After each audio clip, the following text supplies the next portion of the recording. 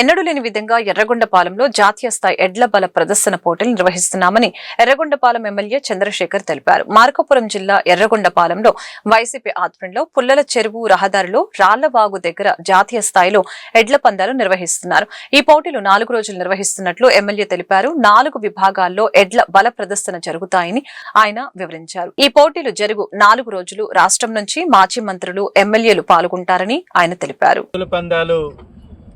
Participate చేయడానికి వచ్చేటటువంటి వారికి నిబంధనలుగా కొన్ని ఆల్రెడీ గ్రూపుల్లో పెట్టాం.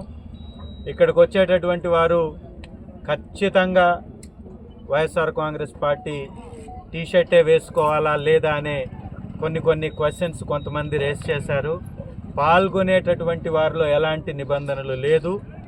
ఖచ్చితంగా అందరికీ టీషర్ట్స్ ప్రొవైడ్ చేస్తాం. ఆ టీషర్ట్స్ వేసుకున్నటువంటి వారు బహుమతుల్లో ఎలాంటి తేడా ఉండదు. మా బాధ్యత వచ్చినటువంటి వారికి ఖచ్చితంగా యూనిఫామ్ని ఇవ్వడం అనేది మా బాధ్యత. ఖచ్చితంగా ఇది పార్టీలకి అతీతంగా చేస్తున్నటువంటి ప్రోగ్రాం. అయినా వైఎస్ఆర్ కాంగ్రెస్ పార్టీ నాయకుల, పార్టీ కార్యకర్తల ఆధ్వర్యంలో జరుగుతుంది కాబట్టి ఖచ్చితంగా మా పార్టీ మీద మాకు అభిమానం ఉంటుంది. ఖచ్చితంగా ఆ రకమైనటువంటి ఆ టీషర్ట్సే ఉంటాయి.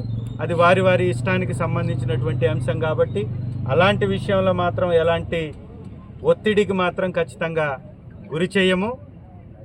పెద్ద ఎత్తున ఒంగోలు జాతి ఎద్దులకి సంబంధించినటువంటి ప్రతి ఒక్కరు పాల్గొనాలనేదే మా యొక్క ఆశ.